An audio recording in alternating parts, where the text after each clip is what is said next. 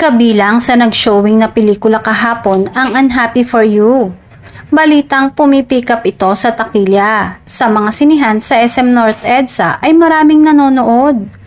Ang reunion film ni na Julia Barreto at Joshua Garcia na Unhappy for You ay nakakuha ng gross na 20.5 million sa unang araw nito, na siyang pinakamalaking opening gross ng isang local film ngayong taon. Ang tagumpay ng pelikula ay inihayag ng Star Cinema sa pamamagitan ng Instagram page ngayong Huwebes. Sana daw ay magtuloy-tuloy. Worried nga ang fans ng Josh Lia dahil wala pa talagang local film na masasabing box office hit pagkatapos ng mga pinalabas sa Metro Manila Film Festival. Nagpahayag din ng pasasalamat sina Barreto at Garcia sa kani-kanilang social media platform. Nagkwento naman si Joshua na grabe raw ang paghimay ng script ni Julia sa pelikula. Gusto ko kung paano siya ngayon, the way kung paano niya himayin yung script.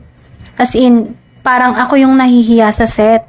Pagka parang grabe naman himayin ni Julia yung script niya. Makikita mo talaga may mga notes siya doon sa script niya. Proud na proud nga at puro papuri ni Joshua sa ex-girlfriend na ginanap na presko nito.